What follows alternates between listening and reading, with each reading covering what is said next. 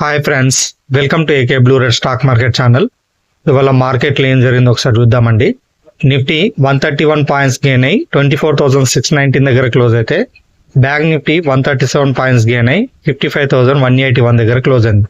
వేరే Sensex 304 points gain అయ్యి 80,539 దగ్గర క్లోజ్ అయింది.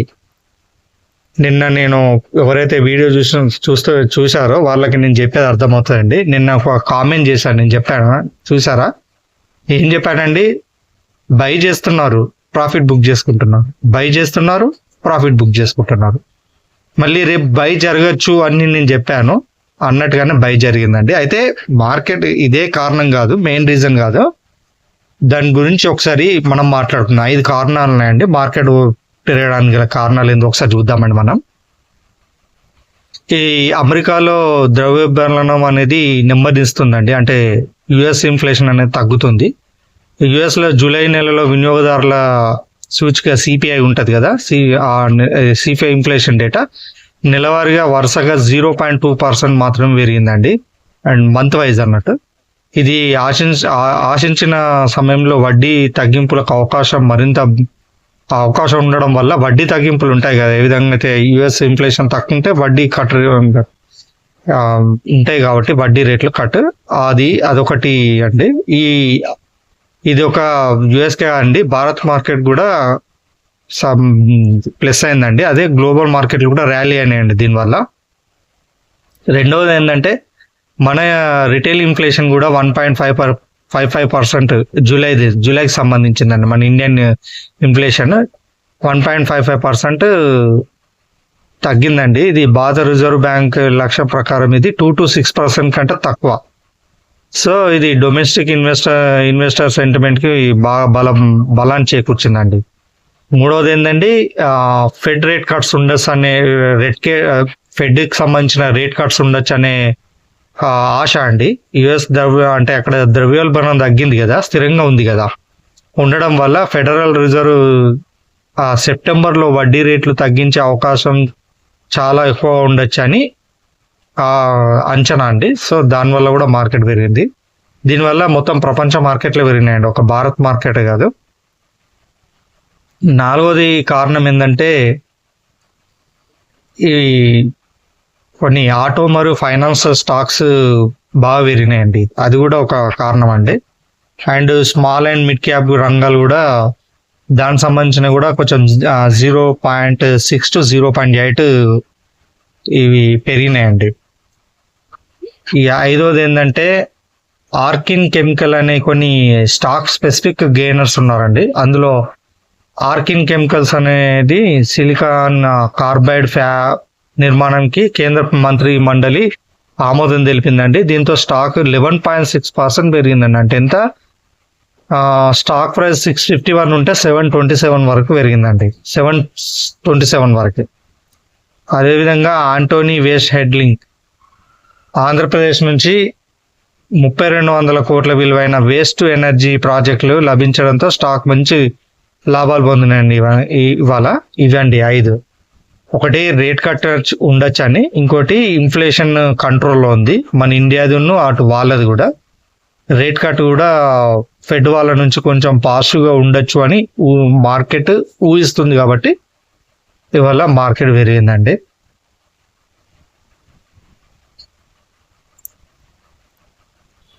ఇవాళ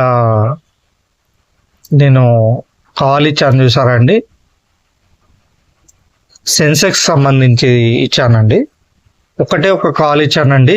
అది ఫస్ట్ ఏమైందంటే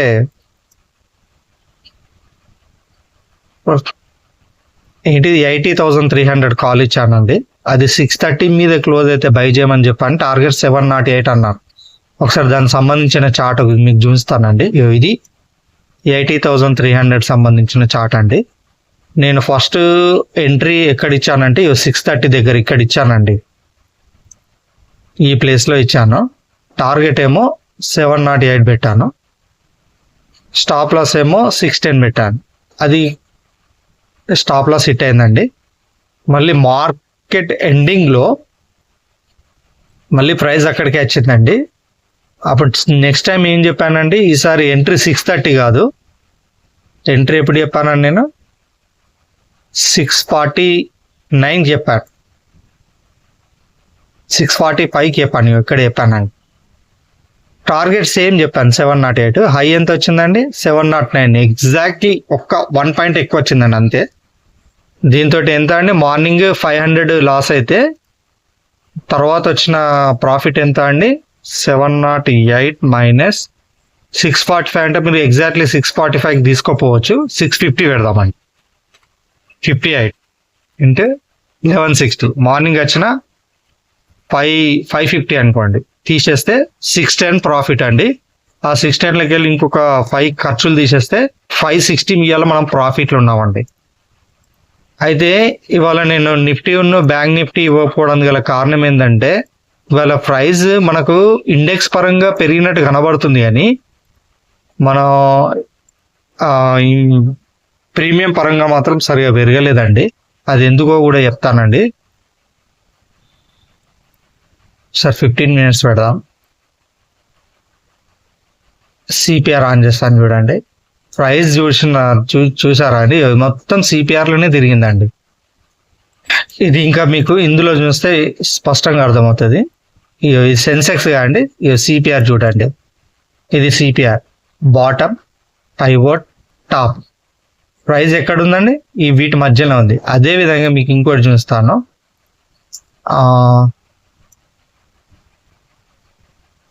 24,500 కాల్ చూద్దాం, నిఫ్టీకి సంబంధించింది.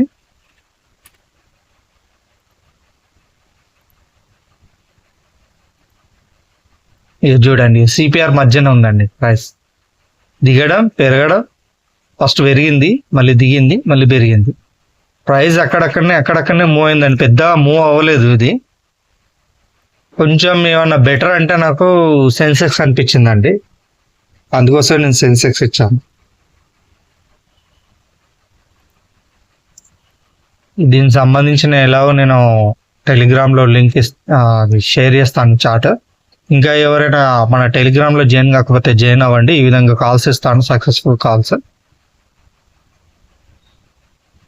నా వీడియోని ఎవరైతే మొదటిసారి చూస్తున్నారో దయచేసి నా వీడియోని సబ్స్క్రైబ్ చేసుకోండి. ఎప్పుడు చేసుకోండి తెలుసా, నా టెలిగ్రామ్ హిస్టరీ చూసి, నా సక్సెస్ రేట్ చూసి ఆ తర్వాత సబ్స్క్రైబ్ చేసుకోండి, లేకపోతే సబ్స్క్రైబ్ చేసుకోకండి. ఓకేనా? ఇంకేమన్నా ఉన్నాయండి? ఏం లేదు. నిఫ్టీ సపోర్ట్ అండ్ రెసిస్టెన్స్ చెప్తానండి ఒకసారి. రేపటికి సపోర్ట్ ఏంటంటే,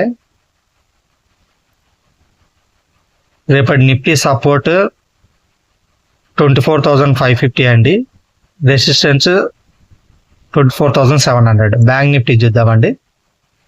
బ్యాంక్ నిఫ్టీ సపోర్ట్ 55,000 అండి, రెసిస్టెన్స్ 55,400 అండి. సెన్సెక్స్ చూద్దామండి. రేపు సెన్సెక్స్ రెసిస్టెన్స్ 80,800, సపోర్ట్ 80,300. ఇవి ఒకసారి మీరు వీడియో పాజ్ చేసైనా నోట్ చేసుకోండి. ఈ సపోర్ట్లు రెసిస్టెన్స్ తెలవాలండి. ఎందుకో కూడా చెప్పాను నేను. ఒక మార్నింగ్ ఎలాగో నేను కాల్స్ ఇస్తాను. ఒకవేళ మార్నింగ్ కనుక మనకు కాల్ దొరకకపోతే మీరు స్వతంత్రంగా, అంటే నాతో పని లేకుండా మీరు కాల్ తీసుకోవాలంటే ఈ సపోర్ట్ అండ్ రెసిస్టెన్స్ తెలిస్తే తీసుకోవచ్చండి. ఒకవేళ ఈ రెసిస్టెన్స్ మీద క్యాండిల్ క్లోజ్ అయింది అనుకోండి 15 మినిట్స్ లేకుంటే 1 అవర్, అప్పుడు మీరు బై ట్రేడ్ తీసుకుంటే మీరు టార్గెట్ రీచ్ అవ్వచ్చు అండి. ఒక దాన్ని కూడా నేను చెప్తాను మార్కెట్లో మీకు, అంటే ఓవరాల్గా మీరు తీసుకోవడానికి, ట్రేడ్ తీసుకోవడానికి కాల్ తీసుకోవచ్చు. పైన క్లోజ్ అయితే, కింద క్లోజ్ అయింది అనుకోండి, సపోర్ట్ కింద క్యాండిల్ క్లోజ్ అయింది అనుకోండి 15 మినిట్స్ చూసుకోండి, అక్కడ ట్రేడ్ తీసుకోవచ్చు. పుట్ ట్రేడ్ తీసుకోవచ్చు. పైన క్లోజ్ అయితే కాల్ ట్రేడ్ తీసుకోవచ్చు, కింద క్లోజ్ అయితే పుట్ ట్రేడ్ తీసుకోవచ్చు. అందుకోసం నేను సపోర్ట్ అండ్ రెసిస్టెన్స్ చెప్తున్నాను. ఓకేనా అండి? ఇంతేనండి. కొంచెం నాకు ప్రజెంటేషన్ రావట్లేదు కానీ తడబడుతున్నానండి. దాని ద్వారా మీరు వీడియోని సబ్స్క్రైబ్ చేసుకోవట్లేదా అని అనిపిస్తుందండి. కానీ నా కంటెంట్ పర్ఫెక్ట్ కంటెంటేనండి, కావాలంటే మీరు చెక్ చేసుకోండి. ఎంతకంటే నాకు మాటలు రావట్లేదు. ఇంతేనండి. మరో వీడియోతో నేను మళ్ళీ రేపు కలుస్తాను. అంతవరకు టేక్ కేర్, బాయ్ బాయ్.